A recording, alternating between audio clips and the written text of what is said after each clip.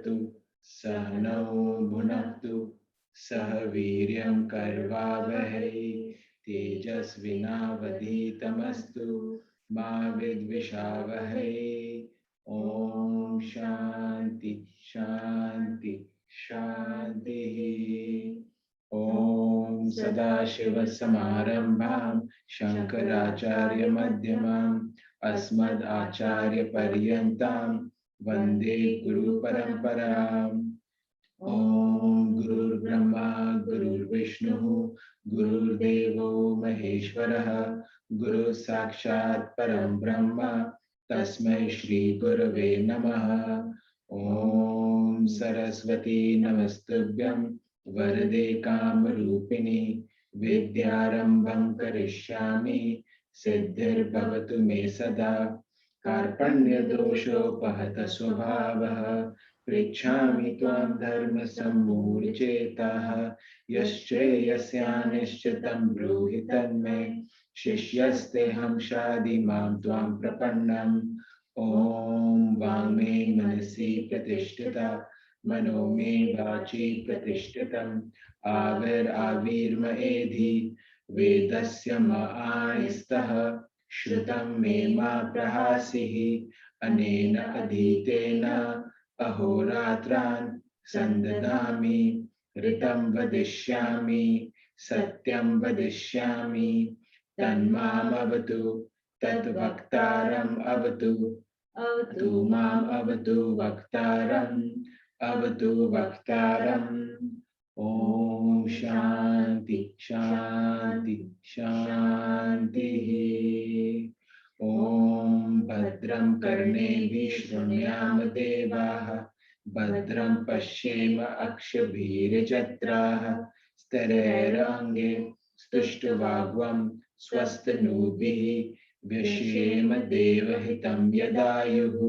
स्वस्ति न इन्द्रो वृद्धश्रवाः स्वस्ति न पूषा विश्ववेदाः स्वस्ति नस्ताक्षो अनिष्टनेमि स्वस्ति नो बृहस्पतिर्ददातु।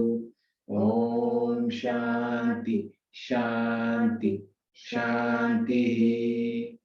ओम अहं वृक्षस्य रेरिव कीर्तिवृष्टं गिरेरिव ऊर्ध्व पवित्रो वाजिनीव स्वमृतमस्मि द्रविणग्वं सवर्चसं सुमेधा अमृतोक्षतः इति त्रिशङ्कोर्वेदानुवचनम्।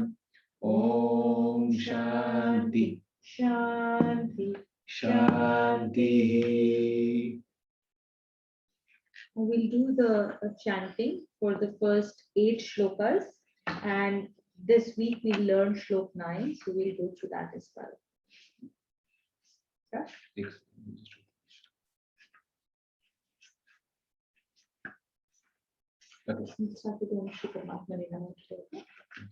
ओम श्री परमात्मने नमः। अर्जुन उवाच जायसी चेत कर्मणस्ते मता बुद्धिर्जनार्दन तत् किं कर्मणि घोरे मां नियोजयसि Keshav.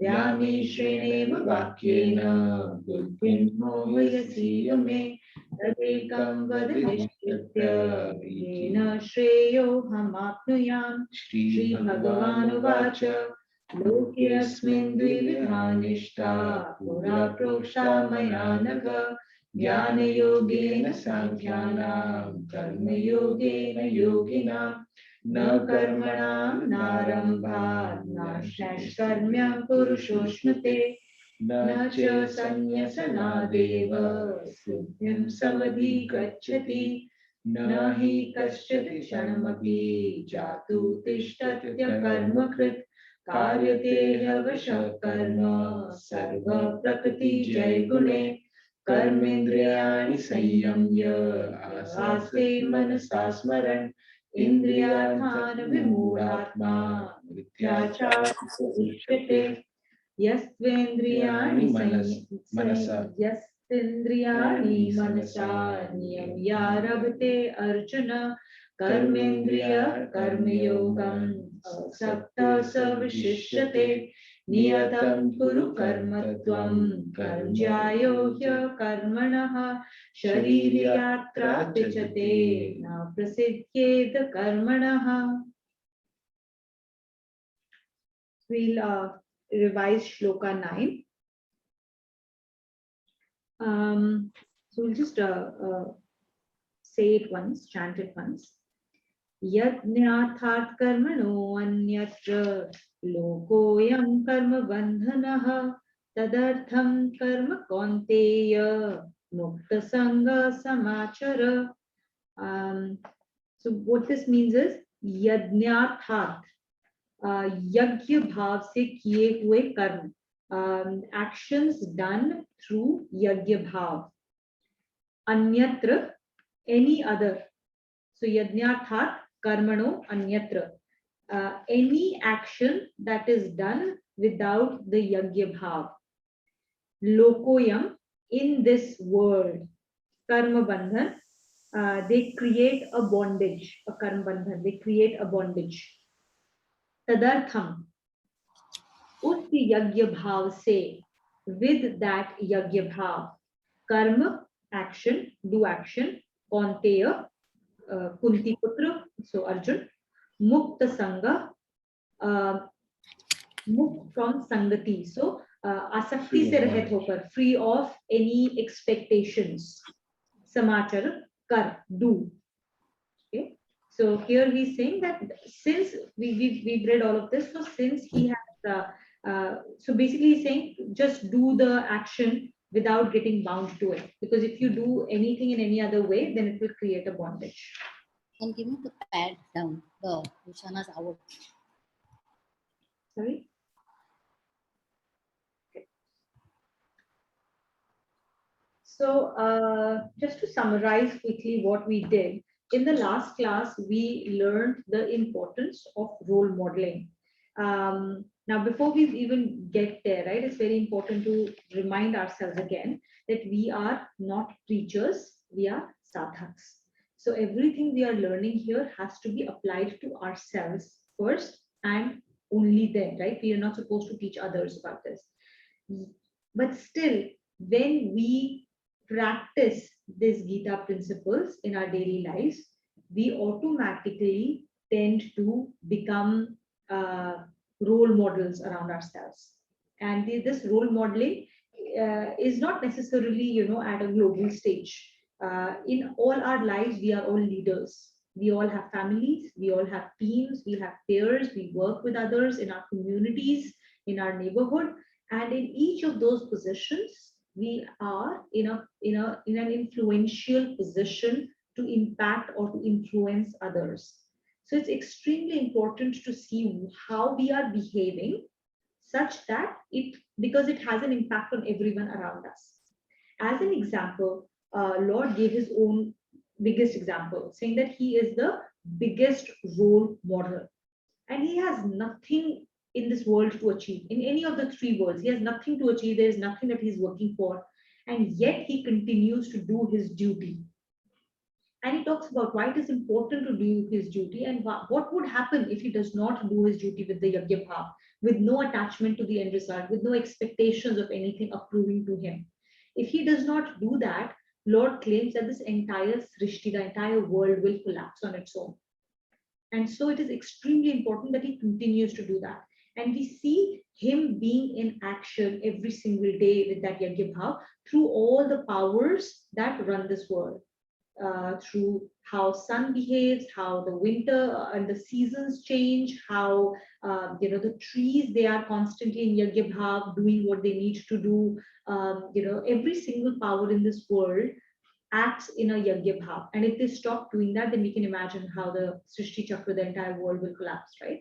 Now, bring this closer home. If we do not behave in the Yajna Bhav, then in our own little worlds around us, things will start to collapse as well. And if we look deeper, a lot of the problems that we face in our world, a lot of badhas, a lot of obstacles we face in this world, we will ultimately begin to realize that they come because of what is inside of us. when we are acting, even if all our actions are done correctly, right? There are these three different forms. First of all is that you don't do right action at all, right? The second layer is you do the right action, but with sakam bhav. So you're doing all the right actions, but with an end result in mind. I would like to, get recognized, or I would like to accrue some material benefit. We're doing all the right things, but with a sakam bhav. And then the third level is when we do an action, the right action with nishkam bhav. Okay. Now, as long as we are in the lower two categories, there is swarth, there is selfishness inside of us, and there is ego inside of us. Selfishness comes from ego. If there is no ego, then there is no selfishness either, because everyone, we are thinking in terms of lok sangra, in terms of everyone's welfare. The moment these two things come in, it is against the laws of nature. It is against the law of nature for us to only think of ourselves, to hoard things. It is in our nature to instead flow out to others. It is in our nature, it is in sync with universe when we think of lok sangrah first. The moment when we don't do that and we start to put dams around the flow of energy, that is the moment when the obstacle that we have created in the flow of energy starts to manifest as obstacles in our day-to-day activities.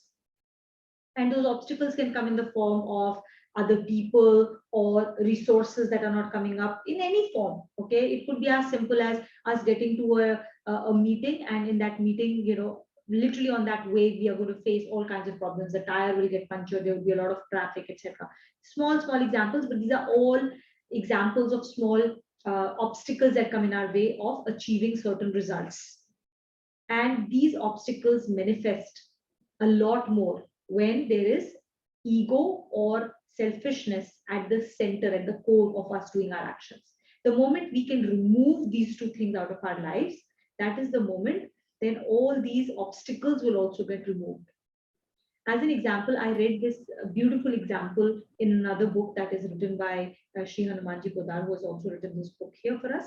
He said that when you're trying to write on paper, right? If that paper is wet, then that's the ink will tend to disperse. Blot. It will blot.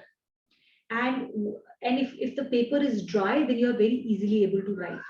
So he basically said that ego and what do you call it, swarth, selfishness, these are like water to that paper.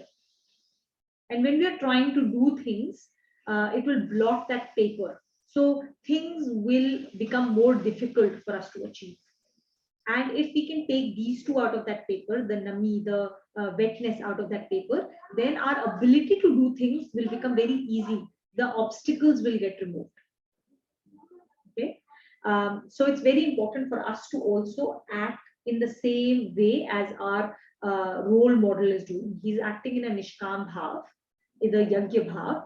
We have to do the same way. Because just as if he wouldn't do that, things will start collapsing in this world. Similarly, in our own little worlds, we are collapsing things. We are turning things over their head. We are spoiling things in our lives by not acting in nishkam bhav. Okay.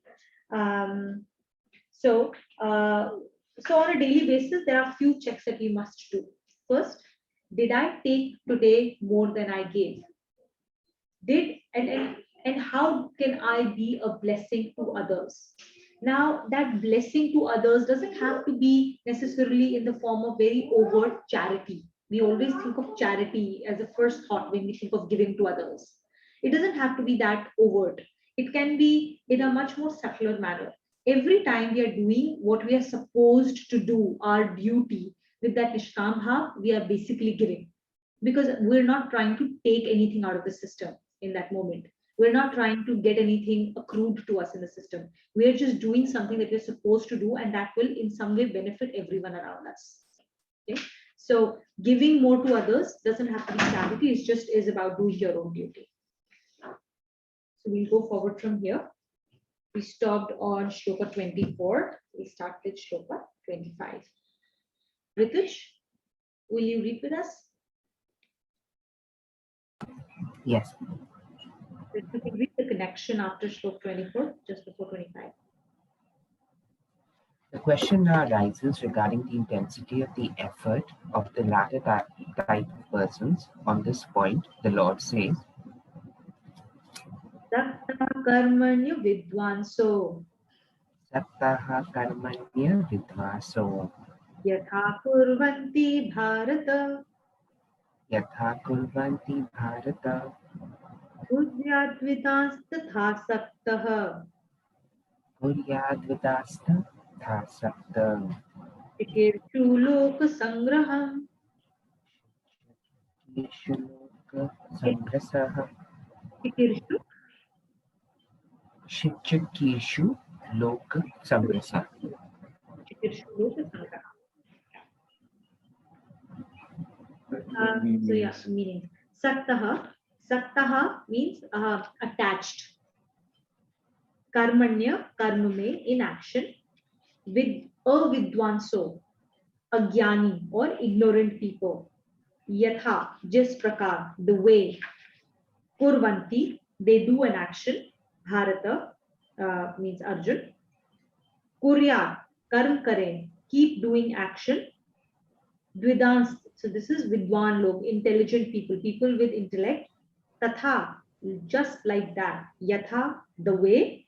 Tatha, just like that. Asaktaha, without asakti, without attachment. Chikirshu, wants to do, karna chahta hai, wants to do. Lok sangraham, lok sangrah, welfare of others. Okay, let's read. O Bharat, just as an unenlightened person acts with a view to fulfilling selfish ends, the enlightened person should act with the same intensity of effort, but for a different end, the welfare of others. So we've read up to now that action will happen regardless of whether you do it or you don't do it. The world and our body is constantly in action. So we've also been told that you should use your opportunity to act, your duty. You should use it as an opportunity to clean your prarabdha, right? It's not a way to get out of action. It's not a way to say, hey, this sansar is not real, so I'm not going to participate in this game. I will just focus on the Lord. No, you have to still do your duty. But every duty, every act that you have should be done with the intent of cleaning your antakaran, cleaning your own prarabdha, right? What is antakaran for the new people?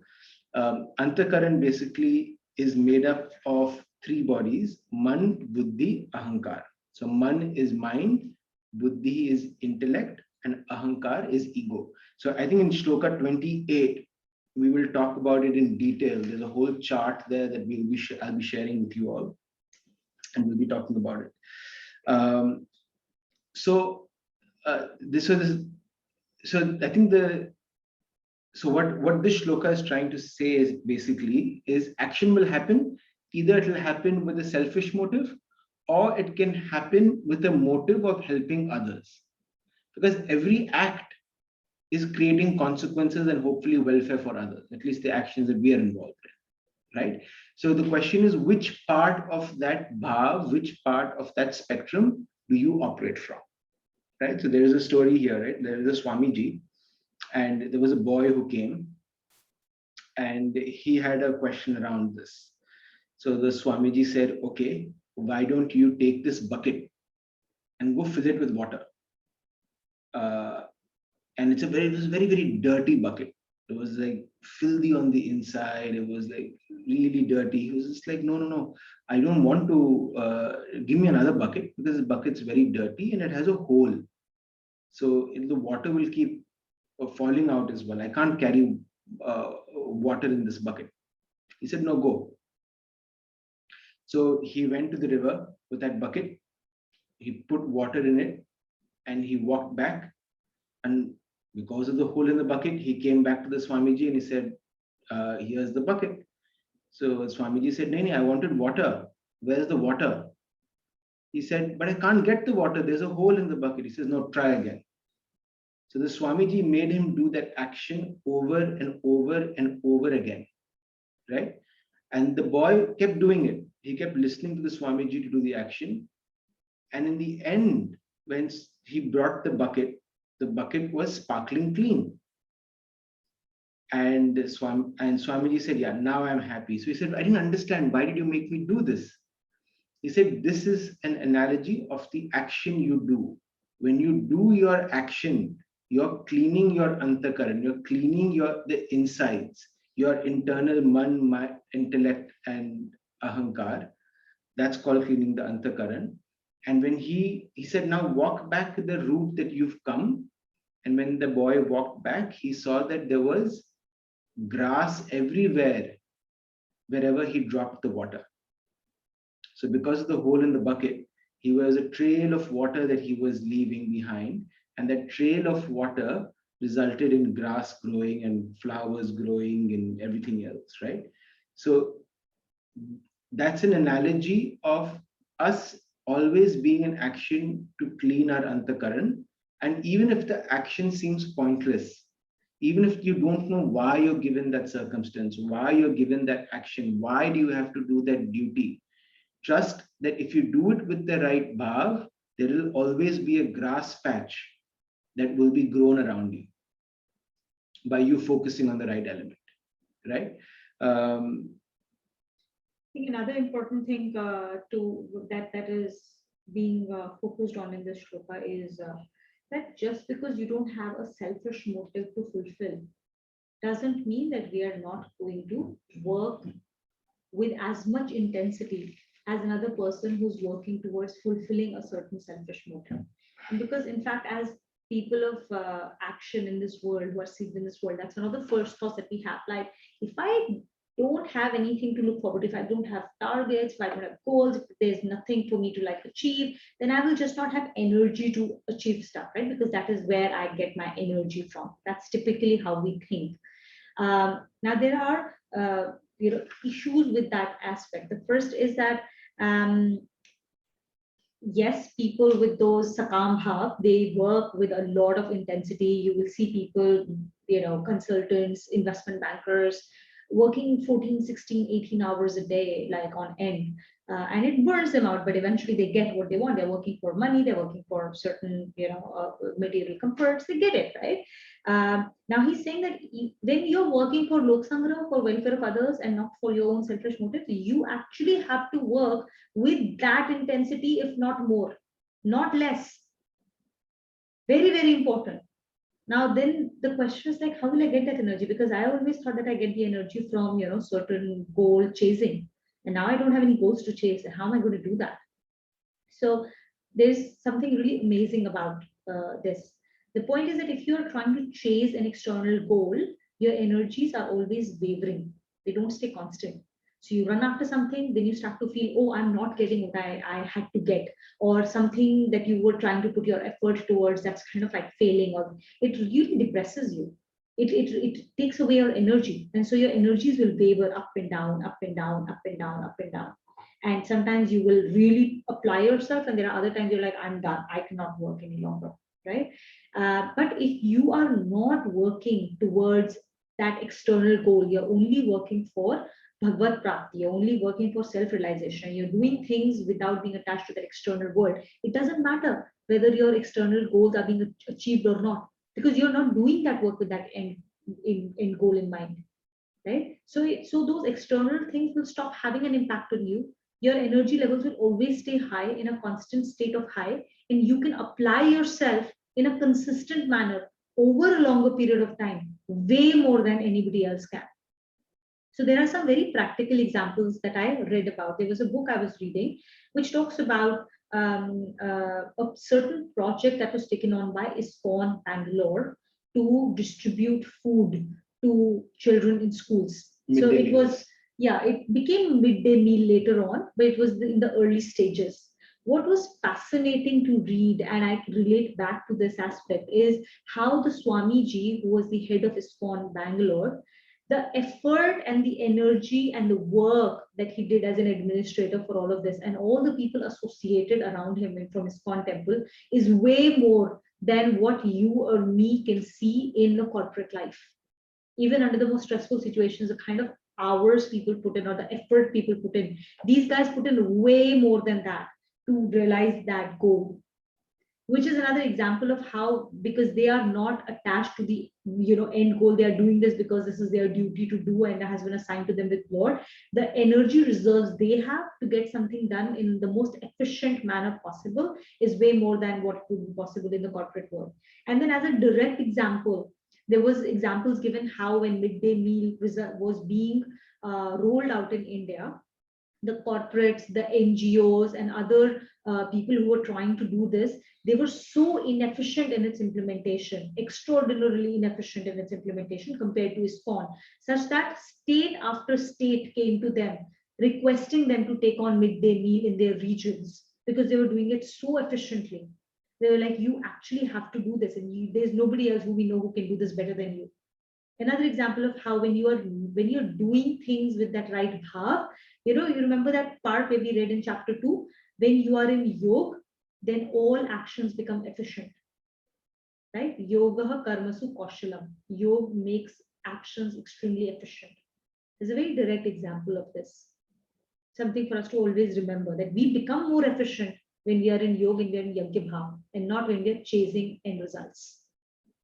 There are practical examples for us to learn from. This is real. Continue reading. The intensity of effort in actions of a dedicated person. This is a very important shlok as it is directed towards all human beings. An ignorant and selfish man is ever busy making intensive efforts to advance his self-interest, and in doing so he does not leave any stone unturned. The Lord says, an enlightened and dedicated man should also make efforts with the same intensity and application to work. He should not think even for a single moment that he can afford to relax his efforts, as he does not stand to gain anything personally. Conversely, he should think that he is not acting for selfish ends. Therefore, he should have a keen interest in the work and spare no pains or toil, because his reward shall definitely be of a more sublime character. He stands to gain the supreme purpose of life, the attainment of divinity. This thought invests him with more and more enthusiasm in his duties every day, and what he does become an example to be emulated by others. The mind of a man who has an eye on selfish ends is always wavering about the results of his actions, but a dedicated worker has no worry because his personal interest is not at stake at all. He is convinced that whatever the result, he only stands to gain. In the case of a selfless worker, constancy is more or less ensured, as in hard times also he will remain undeterred in his work, even if his efforts go unrewarded, since he is always unmindful of the results. So for us in our corporate lives, right, this is so relevant. We've all been there, done that, or we've seen people do where they work for promotions. They do particular, they try and get onto particular projects or specific projects that get visibility with chairman or CEO or executive board, even though that may not be what they want to do, they may not be their role, it may not be their core duty. So they do a lot of that, right? And what this shloka, in a very practical way, is telling us is your focus should not be to try and do tasks to make yourself look good, right? Whether it's corporate world or even life, your focus should be on doing the task to achieve the best purpose of that task. So when you're working in a company, we're all getting paid a salary, and our purpose is to do the best for the company.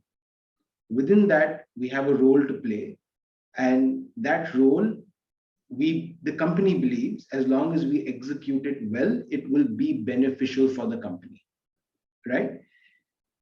So if you were to change your mindset and always think company first, team first, then automatically, as the company flourishes, won't you flourish? Yes, you will, because you're part of that system. As the company will do better, as the company does better, all all boats rise with the rising tide, right?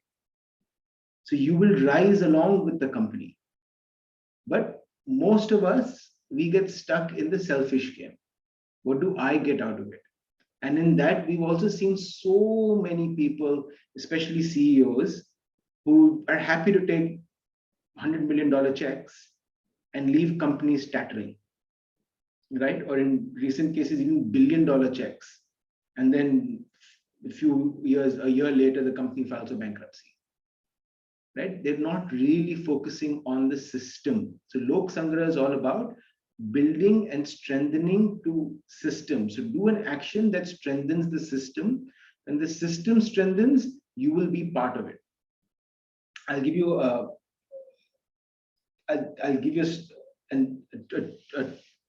a true life example, right? So when Dhoni became captain of the ODI team, then the test captain was Kumble. So test captain Kumble had all similar teams, Sachin and whatever, Dravid and everyone, and you had Dhoni's team. Now the coach then became Gary Kirsten, and Gary Kirsten was getting a bit flustered at how everyone constantly showed up late for their morning training sessions. So they would come, it's an 8 o'clock session, they would come at 8:30 to the ground, then they'll want chai, then they'll get their whatever biscuit and all, and then they'll go out to play at 9:30. And Gary was like, no, 8 o'clock means 8 o'clock. So he first sat down with the test team and he told Kumble that we need to set a system so that your team comes on time. So Kumble had a team meeting, they discussed with the players, and the players agreed that the person who comes late will get charged a 10,000 rupee fine. And that got instituted. Then Dhoni's team sat a couple of weeks later or whatever, next series ke pehle. So the Dhoni's team sat and Dhoni's team had a conversation, and Dhoni's team decided that the person who comes late, because of him, the rest of the team will pay a fine of 10,000 rupees each. So the consequence of this was Kumble's team, you still had star players who came in late and paid 10,000 rupees. In Dhoni's team, after that rule got instituted, there was not a single player who ever came late. Because the person shifted from thinking me and my world to the person thinking about, no, I don't want my team to suffer. So I'll do what I have to make sure my team, my system doesn't get affected by me. And that shift, you could see over a period of time how Indian cricket team went from a team of stars to, under Dhoni, it was a team of people we don't even remember today who won us 2 World Cups. You know, like Nehra, and like you had other bowlers. The one bowler who's now a Havaldar somewhere in India, he was part of the team. Raina, you never consider these guys as superstars, but they were a team that became a superstar team that won us cups. And that's the difference, that focus on the system, strengthen the system, act in a way that strengthens the system, you will get benefited as part of it. Can you share the example which is relevant here for the equality, which I had in the class? Okay. Okay. Bhageshri, would you like to read the connection? Yeah, sure. After this important elucidation, the Lord points to another important implication. Na buddhi bhedam janayeta. Na buddhi bhedam janayeda. Janayeta. Taha. Janayet taha. Yeah, janiyet. So there is this sandhi that happens when you mix those two words, that ta becomes the. Okay. Na buddhi bhedam janiyet Na buddhi bhedam janayet. ajnanam karma sanginam Ajnanam karma sanginam. joshayet sarva karmani Joshayet sarva karmani. vidyan yukta samacharan. Vidyanyukta samacharan. Vidwan yukta samacharan. Vidwanyukta samacharan. Na is not. Buddhi bhedam, confused intellect. Janiye, should not create for. Ajnanam, agyani purush, ignorant people. Karma sanginam, who is attached to actions. So ignorant people who are attached to actions, essentially. Joshiyet, karvaye, get done. Sarv, all. Karmani, actions. Vidwan, intelligent people. Yuktaha, in yoga. So intelligent people who are connected to Lord at all times. Samacharan, bhali bhati karta hua. So one who is doing properly. Let's read the words, then you'll know the meaning of the shloka. An enlightened person should not create any confusion in the minds of the ignorant and the selfish. Engaging himself in diligent and dedicated action, he should enthuse others in a like manner. So here, what Lord is trying to tell us is, again, going back to the same thing that we've been talking about again and again.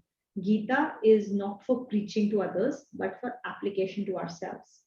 Now, one of the big reasons why you shouldn't do it, amongst a lot of other reasons, this is one of the reasons being elucidated here, is that when you try and talk to people who are not really on this path, who are not trying to understand Gita, it is extremely easy to misconstrue things when you take them out of context.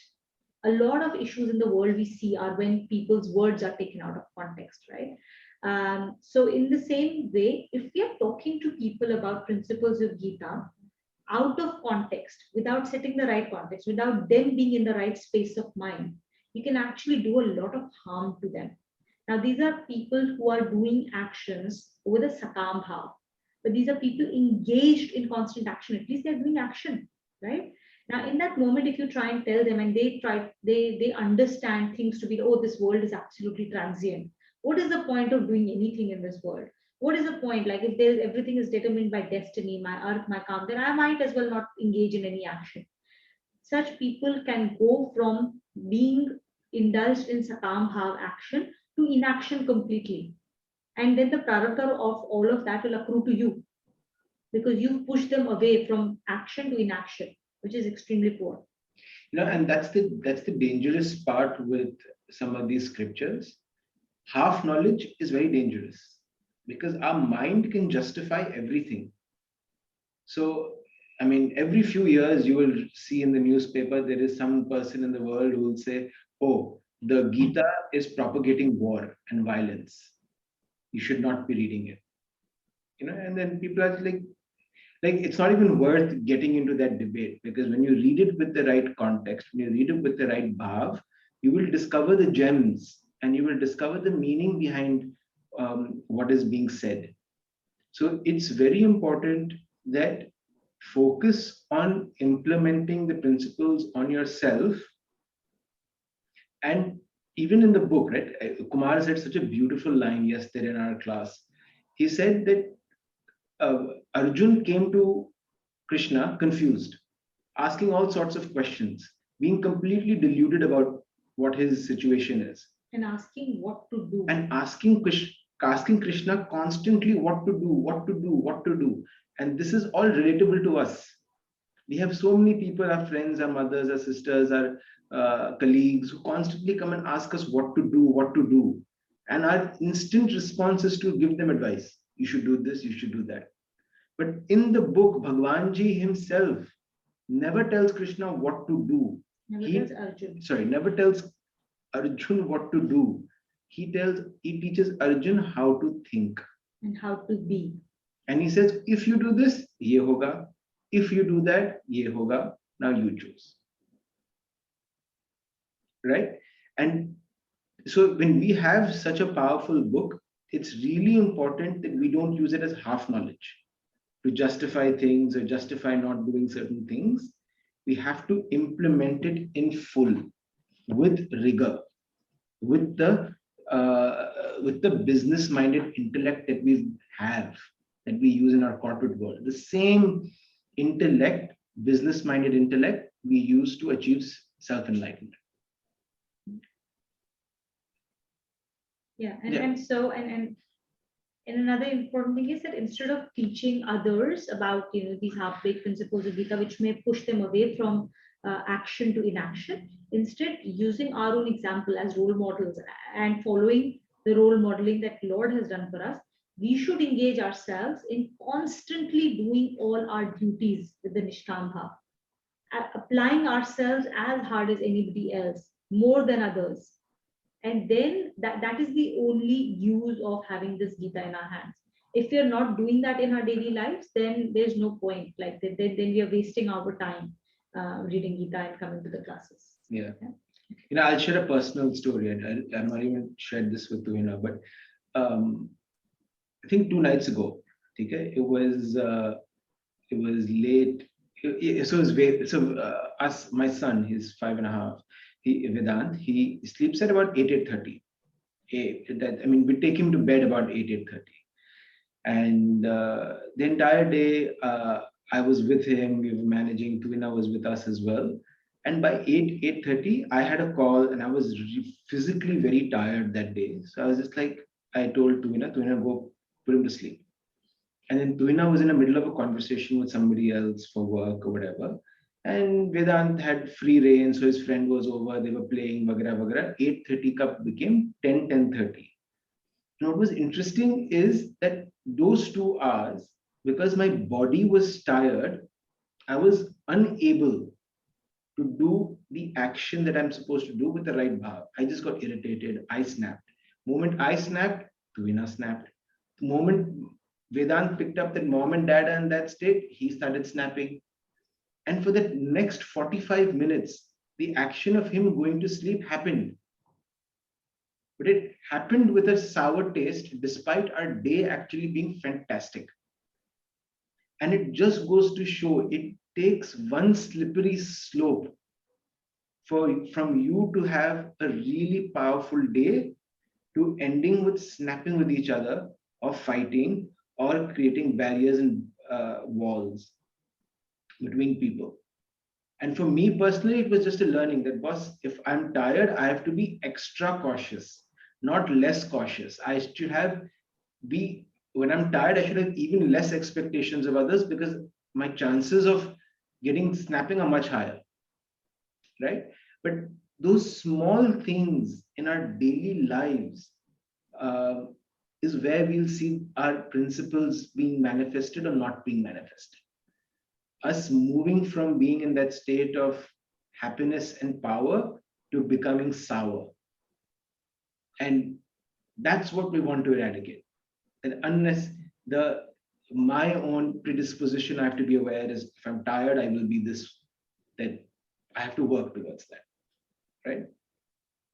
Sorry. What is important interesting is just being in that reflective zone right now, because you were in that state, you had a certain view of the situation, and you continued to keep it within you, right? So how we've created our own product and we are continuing to take it with us, because my internal state wasn't that at all. So if I'm trying to think about that day, this is not how I remember that evening at all. But clearly, it is the stress inside of him that got reflected outside of him, and that's how he registered the entire evening. Whereas I don't remember that evening to be stressful at all. Yes, like he slept late, I was talking to someone else. Abhinav came out after his meeting and we were still outside. And then we put Vedant to sleep. But point is, because I wasn't stressed inside of me, my antakaran was calm. I was like, yeah, it is what it is, and we are just doing whatever. I don't have any remembrance of that being a stressful evening, which is strange because we just lived through the same thing and I'm hearing him speak and I was like, really? Like, was it stressful? And I can't remember it to be that way at all. Yeah. So Just let quite me a let me interesting explain one. let me explain Antakaran. Right? Antakaran is man, buddhi, ahankar, mind, body. Sorry, mind, intellect, and ego. Everything we perceive in this world is because or through our antakaran. It is a lens, and our antakaran is a lens that we carry from life after life. So it's a collection of our natural predispositions, right? From our previous lives, part of our consequences, part of what we are, who we are, etc. And because of that, one particular situation for me could leave me very, very annoyed, Hmm. but that same situation could be an opportunity for her, right? And that's not because the external reality has changed.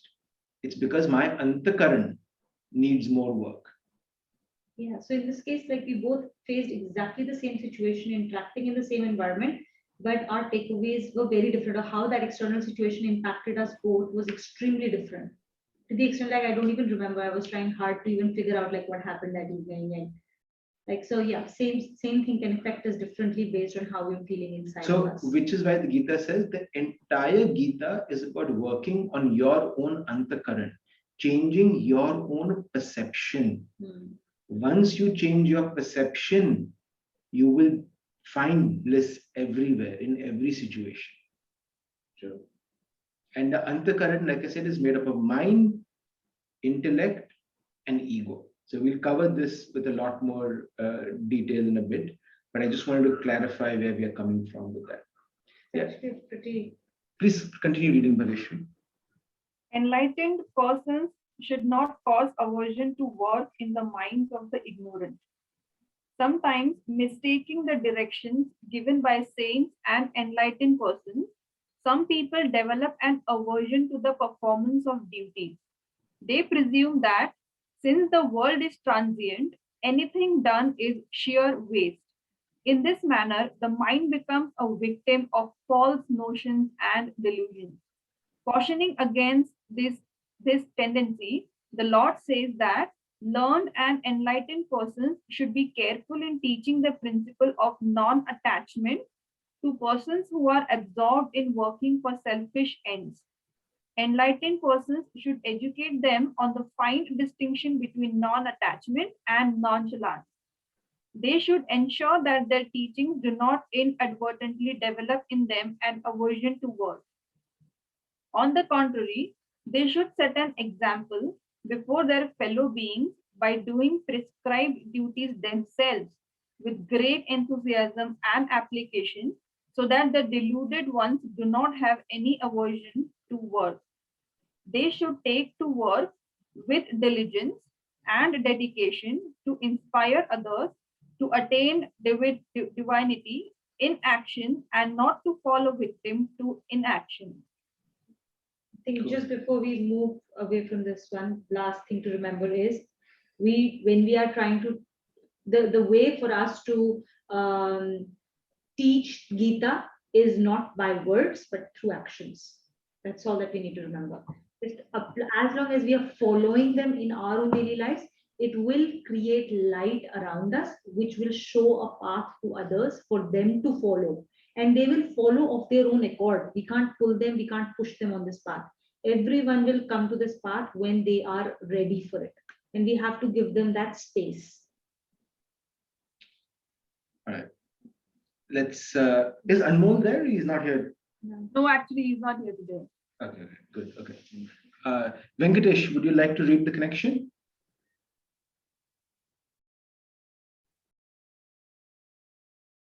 Yes. Yeah. The connection, please. Yeah. Explaining the secret of action, the Lord dwells upon another important aspect. Prakrite kriyamanani. Prakriti kriyamani Kriyamanani. priyamanani Gune karmani sarvashaha. gunakarmani sarvashaha Ahankar vimudhatma. Ahankara vil dodatma Vimudhatma. vidumatma Vimudhatma. vimudatma Kartahamiti manyate. kartahamirimanyate Prakrite of nature. Kriyamanani is done. Gune through gunas. Karmani all actions. Sarvashah of all types. Ahankar ego, pride. Vimudhatma is deluded by. So a person who is deluded by ego or pride. Karta, karta hamiti is three words. Karta aham iti. I do, I am the karta, I am the doer. He believes that. Manyate, ऐसा मान लेता है, believes this. So read the Let's read. Yeah. italics. All actions are performed in all cases by the gunas, characteristics of nature. But one whose mind is under the delusion of ego thinks I am the door. Doer. Okay. So this is a very critical distinction to understand, right? So first, so let me explain this in as simple a term as possible. So firstly, we all say I am a body or I am Abhinav. But in technically, I am actually not a body. I am a soul and I have a body. I have a body, but I am the Jivatma, the soul inside. Now, this body, let's examine this body. It says all actions are performed. Out here, the body performs two types of actions. One is your digestive action, your heart rate, your lung, your breathing, your everything else. Your blood is pumping at whatever 10 kilometers or 12 kilometers speed per constantly through the body. All of that action is happening involuntarily, right? The body is performing it. And the second action is eating, sleeping, talking, listening, right? These are actions that we do out of our own choice. The body just does these two types of actions. Everything made out of this body is made from Mother Nature. Correct? We all have come and evolved out of Mother Nature's womb, so to speak. So, and everything in Mother Nature is directed or created by the gunas. So, what are gunas? We've talked about this earlier as well. The best way to understand it is everything is made out of a thread which has three strings. One is sattva, second is rajas, and the third is tamas. And everything in this world is we always said the world is a maya, right? It's an illusion. It's an illusion because of these gunas. And everything in this world has a manifestation of these gunas, but in slightly different proportions. So some things are very, very tamas, some things are very rajas, some things are very sat. But all of us, including our bodies, including our intellect, including our mind, is a combination of these three gunas. What powers this body is the vital force. What powers this body is the Jeev Atma. That Jeev Atma that comes in, which brings, it's the purity of the soul, which brings in the Antakaran. The Antakaran is mind, buddhi, ahankar. So mind, intellect, and ego.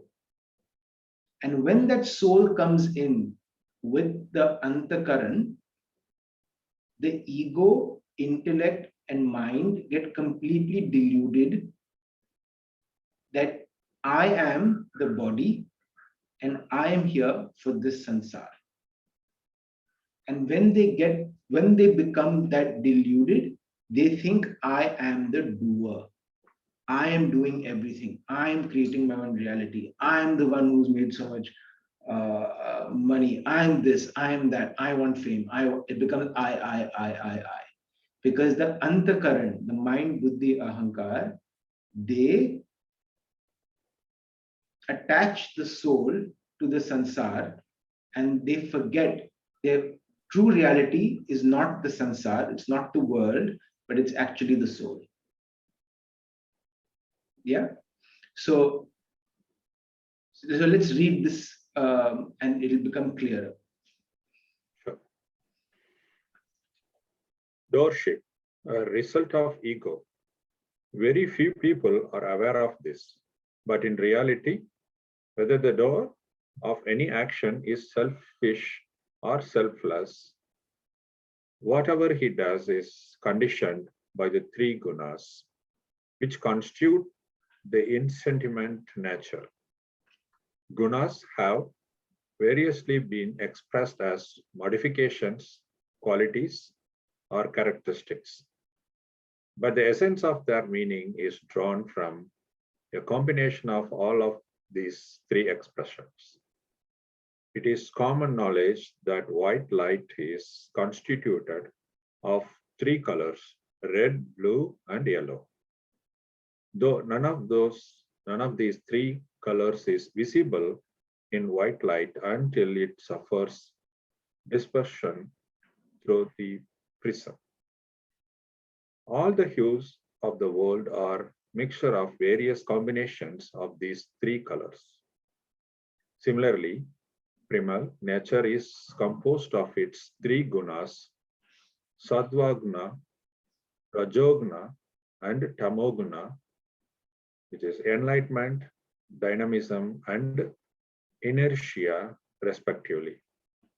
All sensory and mental perceptions are modifications of these three characteristics.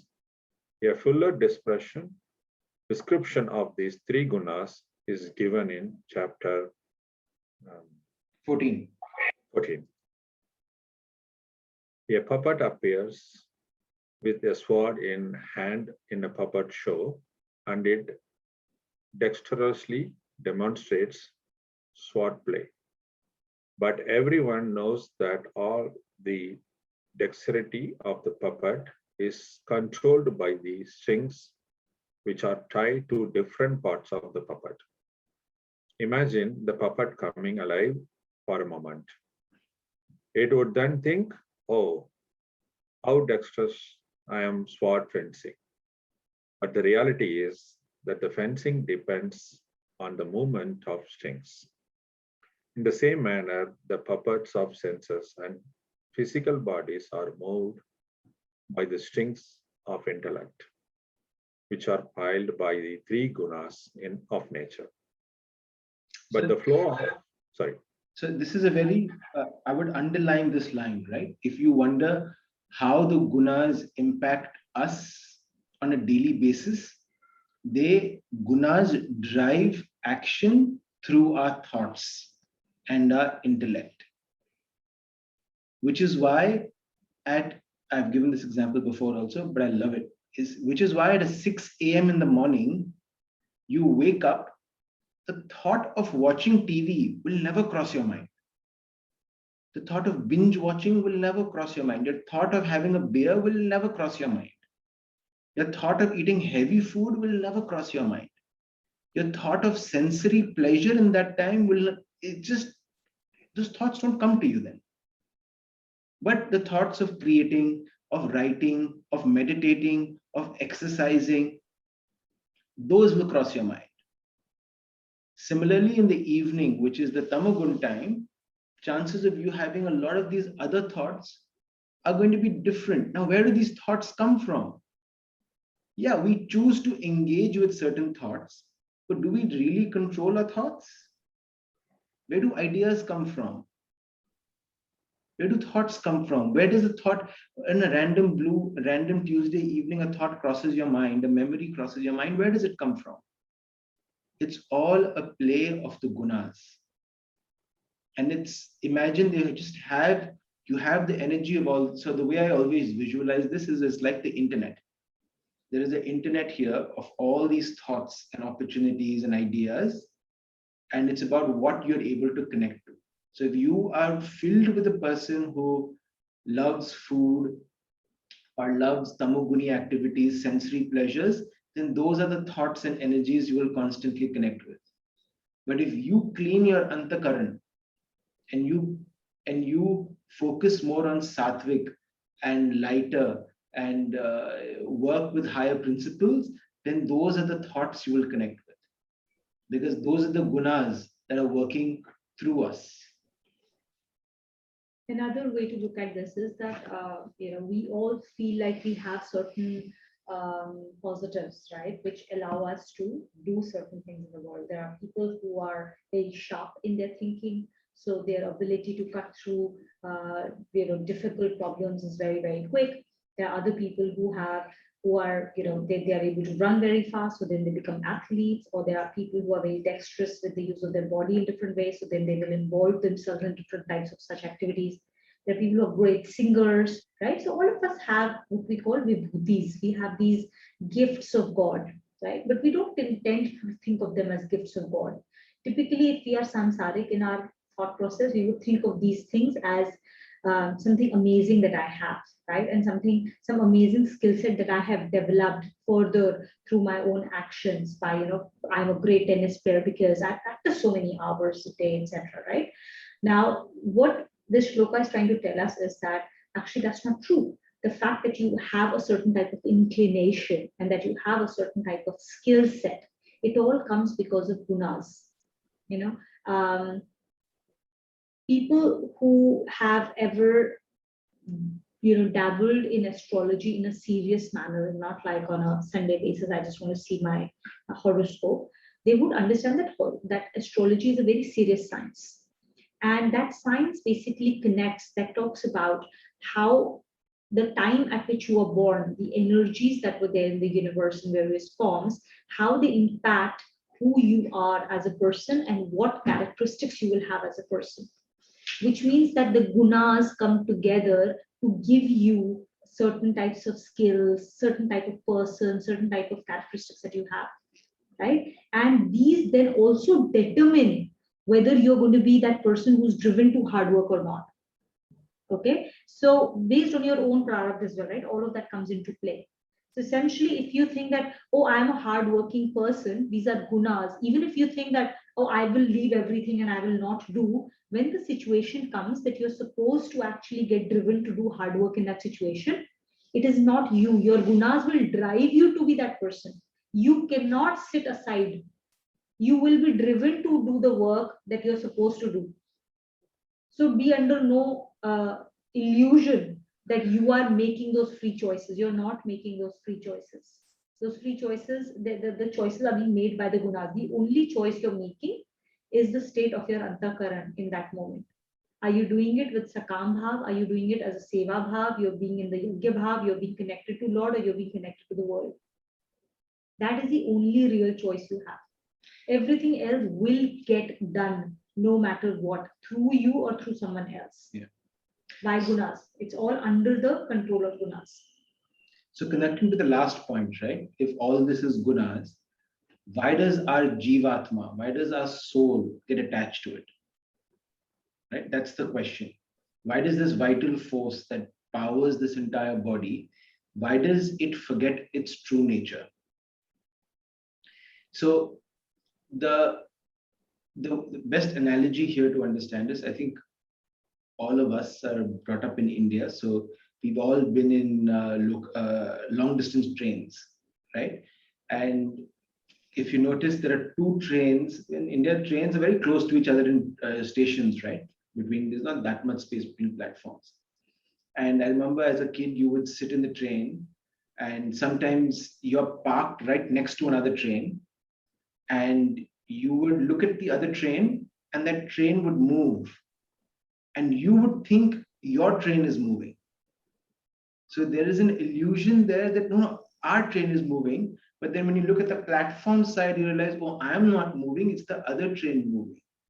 That simple analogy works between the soul, the ego, and the action that is happening. So even though the body is getting powered by the ego, powered by the vital force and the ego forget the true nature and they think they're the ones moving the train.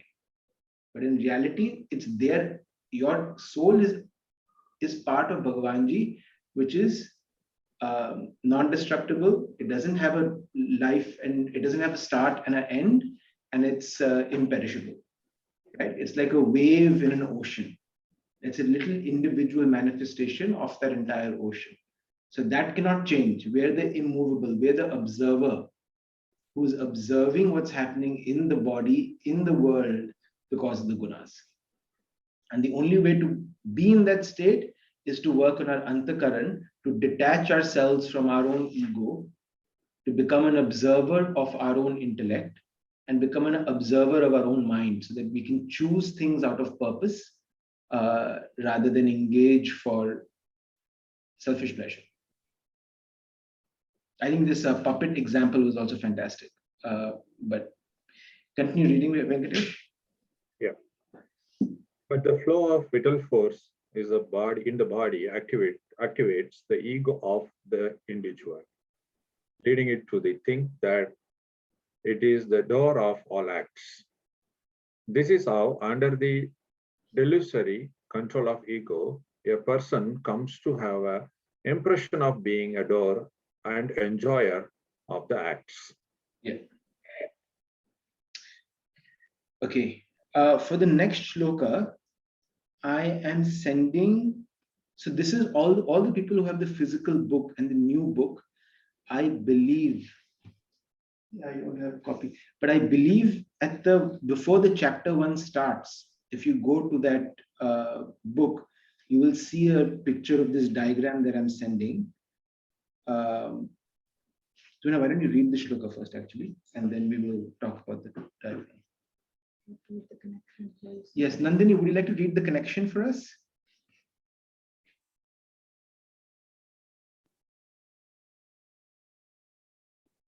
You're on mute, I think.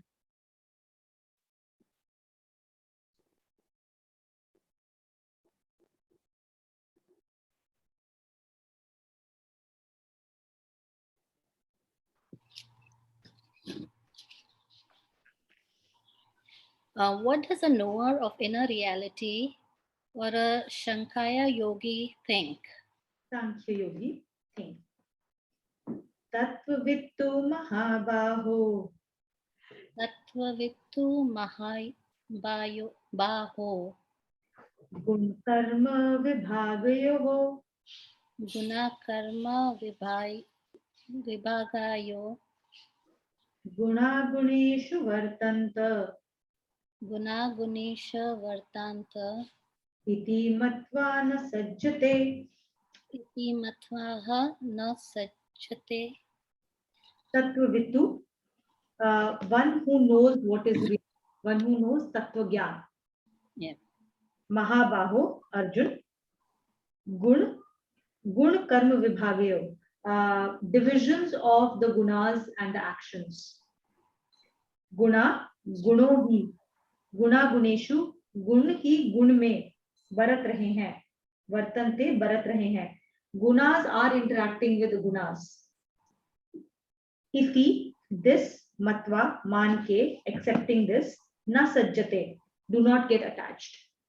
So between the two shlokas, what we've read in the previous one is people who are deluded, they believe that they are the doers of everything. Whereas people who are connected to the reality, who understand the reality, understand very clearly that I am not the doer. It is the gunas are interacting with gunas, and knowing this reality, they never get attached to anything. So I've sent the image on the WhatsApp group, but all those who have the book, and I believe the new book, all of you guys have the new book. If you go before chapter 1 and you turn 1 page or 2 pages, you will see the very same image. It's called, in Hindi, it's called the Shrishti Chakra. In English, it's called the modifications in creation, the transcendental self. So this chart explains everything that we've been talking about so far, right? And it breaks it down. So we will explain it one by one in this. Okay, we'll try explaining it. It's very, very this thing. So we'll start from the top. No, niche. Why? Sorry, gross is subtle, na? It's easy to understand gross is subtle. You should do it the way Kumar did, from the top to down, because we know all this. We've been just talking about Kumar. No? Okay, go ahead, you explain the way you want it. So,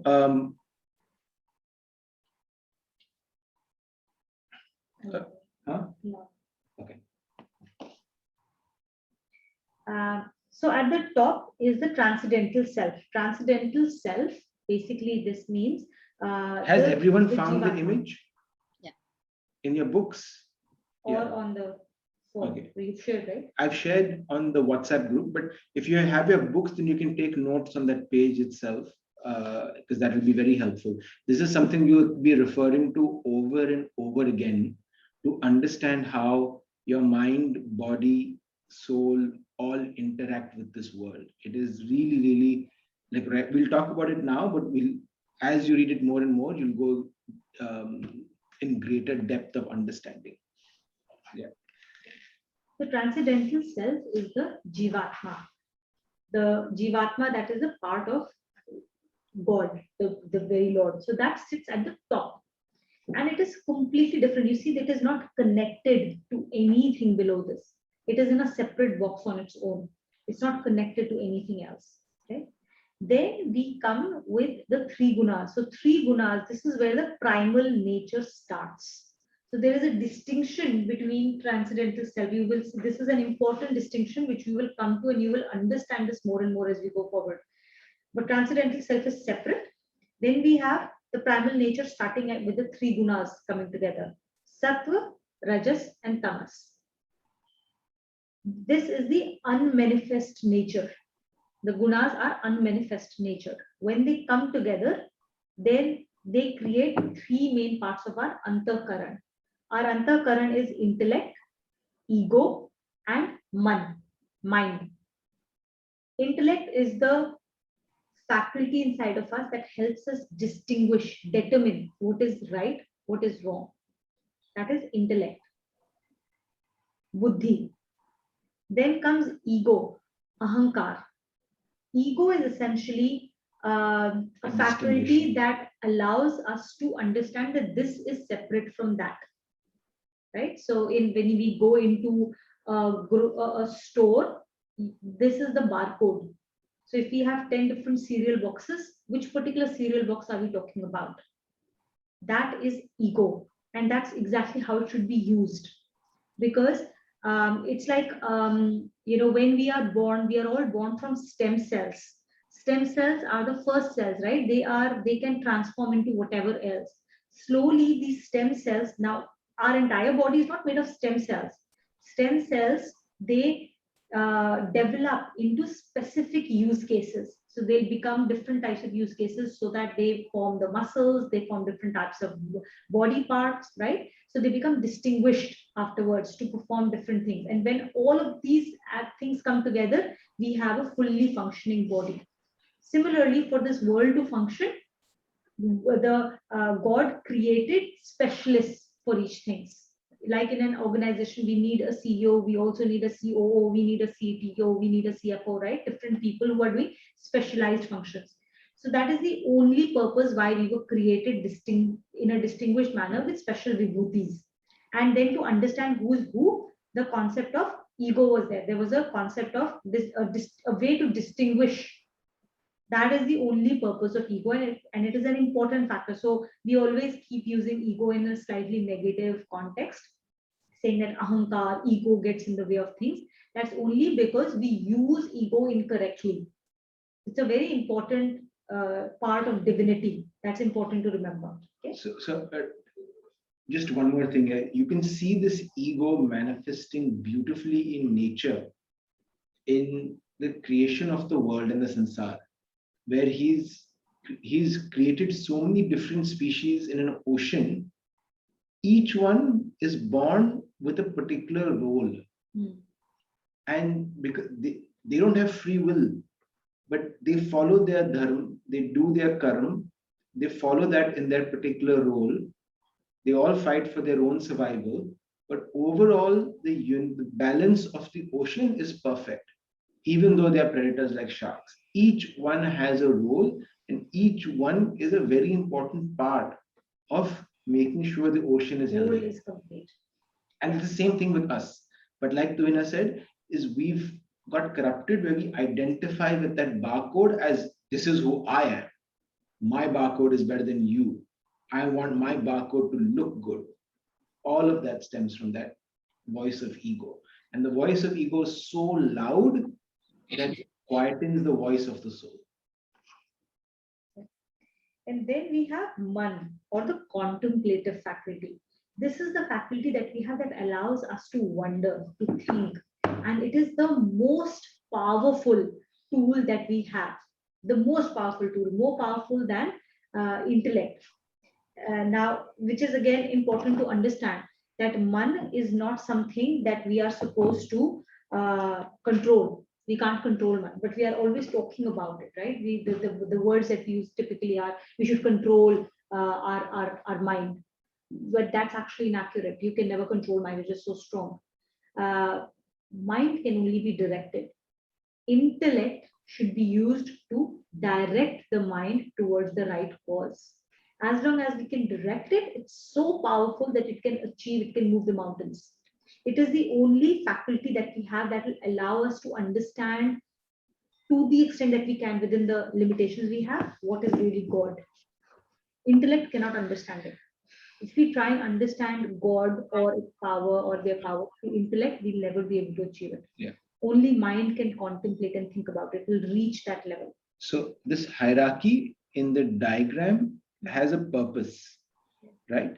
The gunas, the sat, raj, and tam, their engagement modifies our intellect and our thoughts and the way we think. But our intellect has to be the determinative faculty to control the ego and the mind. Yeah.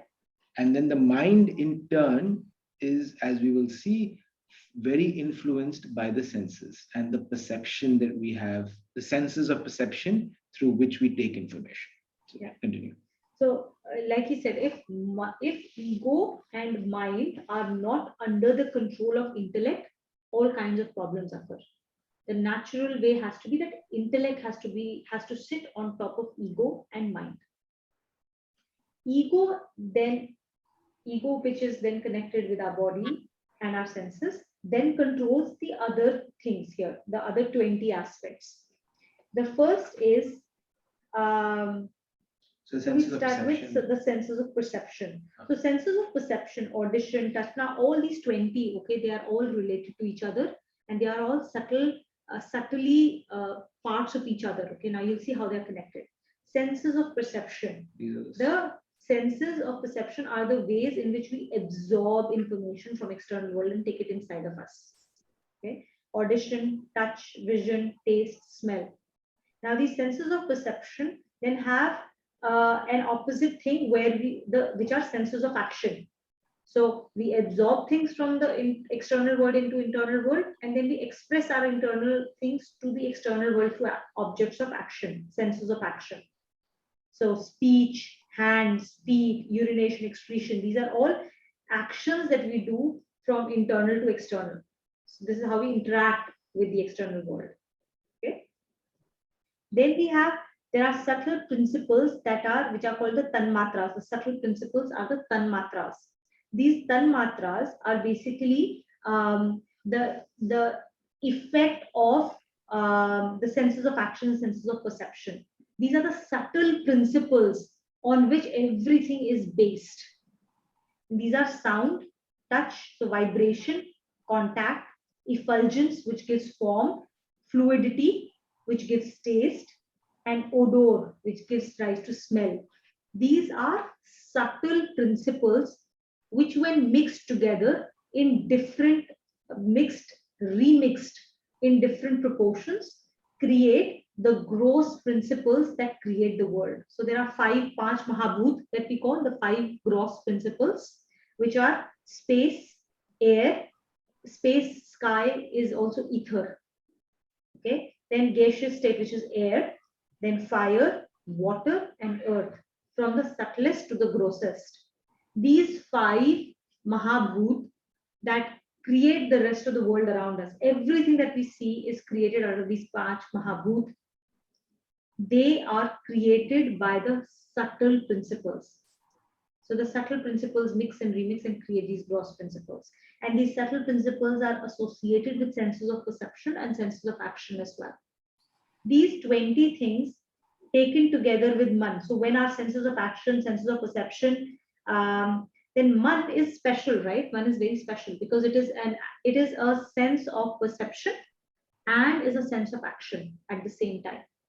When we perceive things, we perceive them and send them back to our mind to perceive, to really make sense of it. And then our mind creates action, which is then expressed through our five senses of action in this world. So mind is that special thing that acts as both a sense of perception and a sense of action. All of these that you see, these are all 20 here plus 3 on top, intellect, ego, and man. 23 things here. They are all modifications of the 3 gunas. These 3 gunas mix in different proportions to create all these 23 modifications, which then create the rest of the world around us. So the Maya that we see around us is all part of this primal nature of mixture of sattva, rajas, and tamas.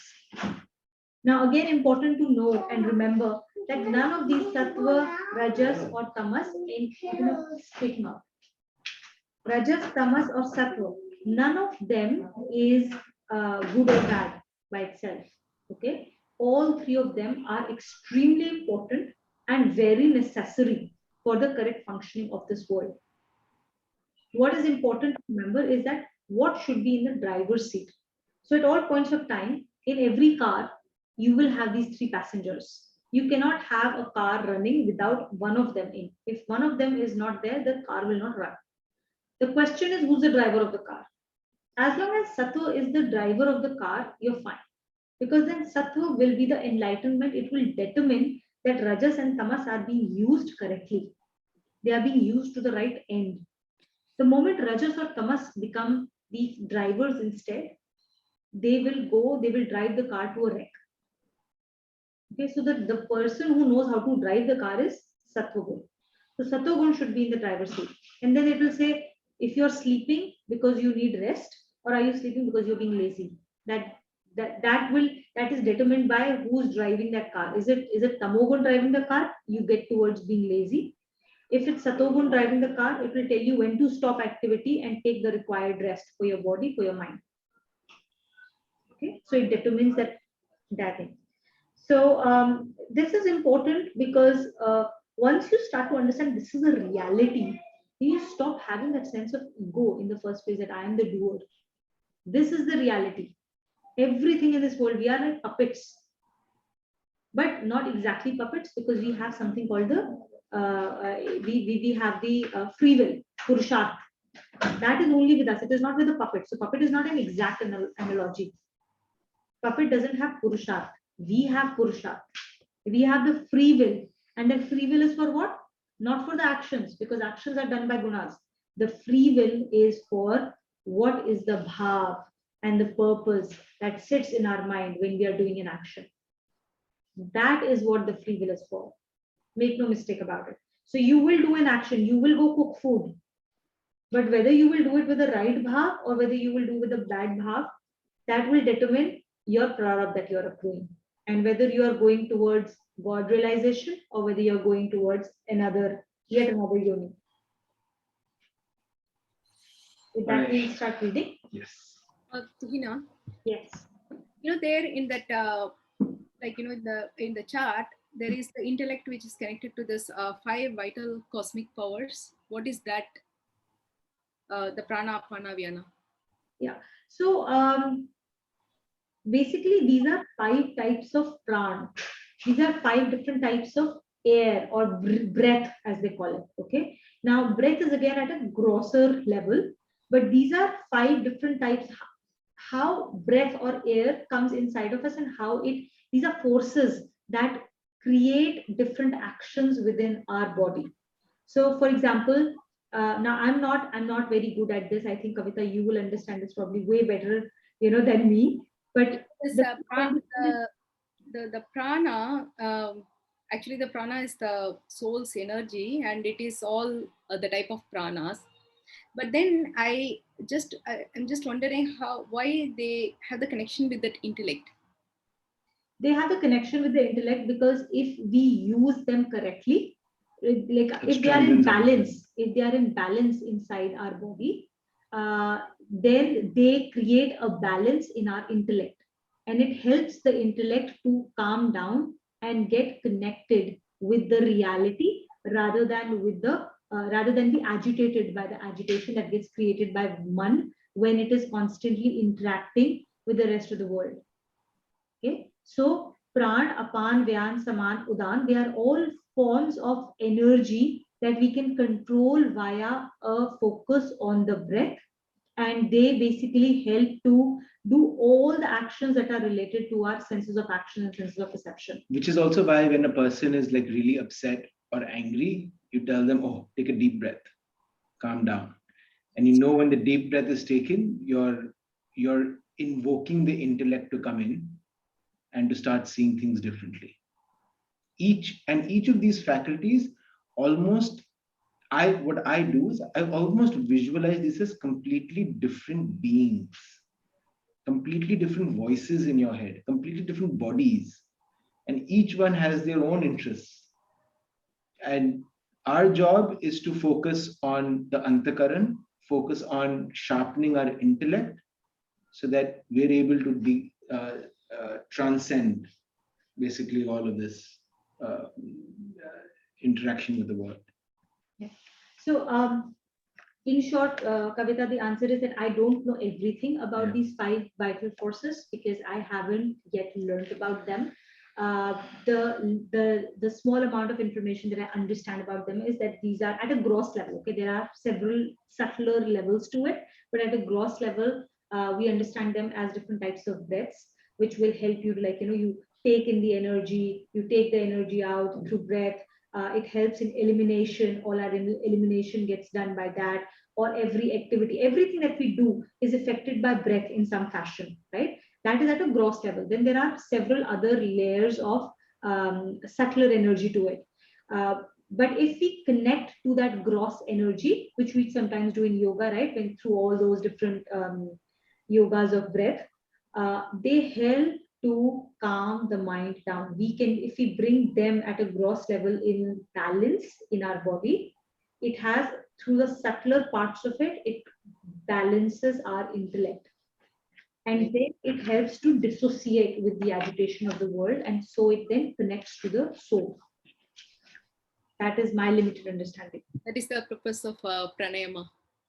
Pranayama, but yeah, thank you. I think you should ask this question to Kumar. He'll have a much Actually, better. we'll ask this question and come back for the class next Sunday. Then we'll talk about it again. Okay, let's quickly read through because we're running out of time, and then. O brave one, the knower of the inner reality, having perfect knowledge of the essential principles of divisions of gunas and their functional interactions, understands clearly that it is nothing but gunas in the form of senses which are interacting with gunas in the form of sense objects. Knowing thus, such a person remains perfectly unaffected. The divisions of gunas and their functions.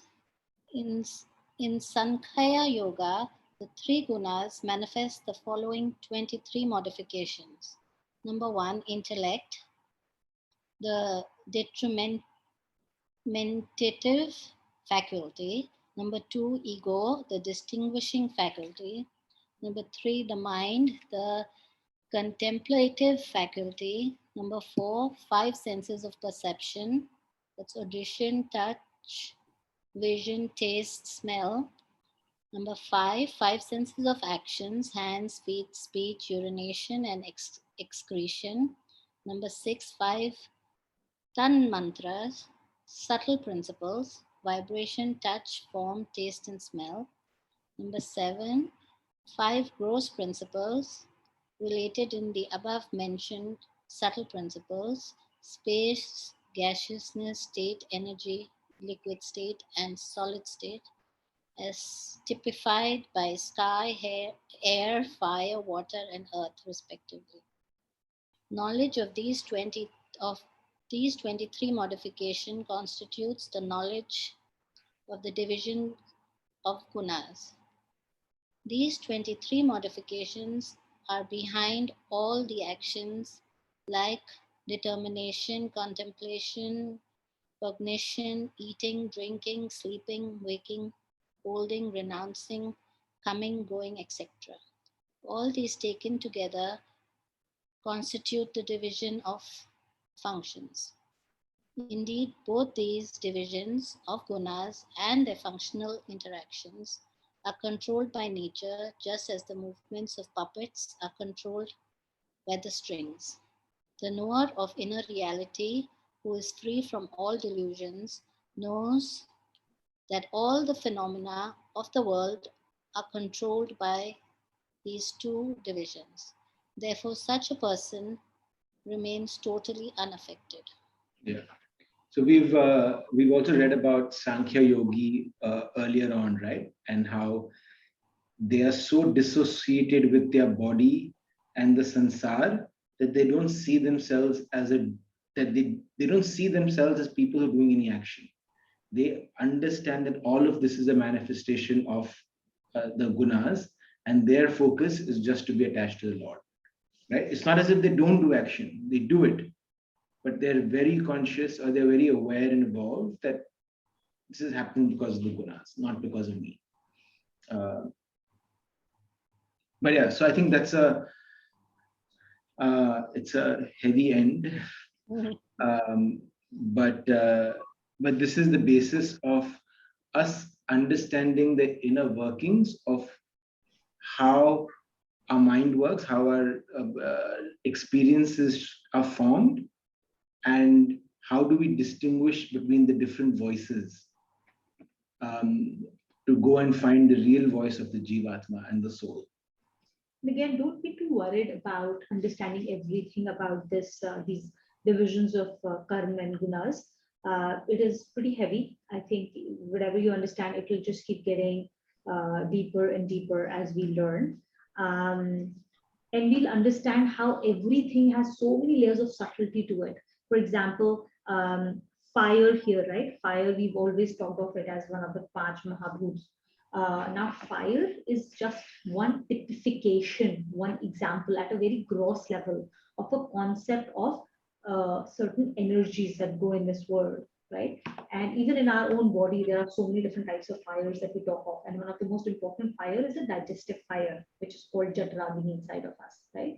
Now, this is an energy that consumes, it translates, energy always transforms from one form to another. In fact, the very form that we have, the bodies that we have, it is um, it is a result of this energy of fire. And how then you will start to understand when you start to understand that, you know, at a quantum level, our bodies are nothing but forms of energy, right? We are all just literally the nucleus and all, and the different things that just keep moving around. We are all forms of energy, right? So this is just one example of how the effulgence of form takes place. So don't worry if you don't fully understand it. The it'll take a long time for this to get fully understood. I also don't understand it fully. Every time I read it, I understand something new about it. And I go, okay, there's just one little step lower that I've gone into its understanding. Yeah. So it'll work itself through slowly. All right. What's also amazing is, while we close up, is all of this was written 3,500 years ago, before science reached this level of understanding. So now we're still blessed because we have so much of proof behind, yeah, we understand all of these things exist. But you realize when this was actually written, this was so powerful because it allowed people to understand what was going on inside of them. Anyways, let's do closing shlokas.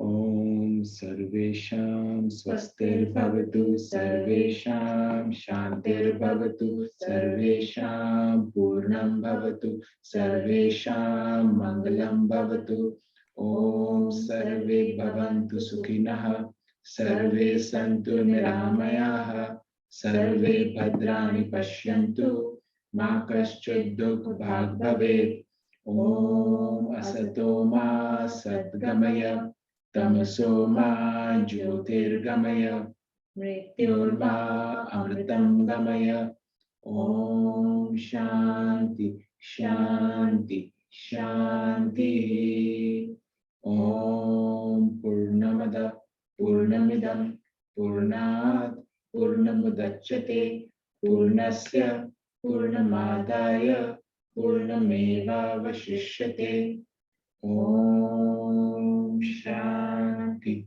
Shanti Shanti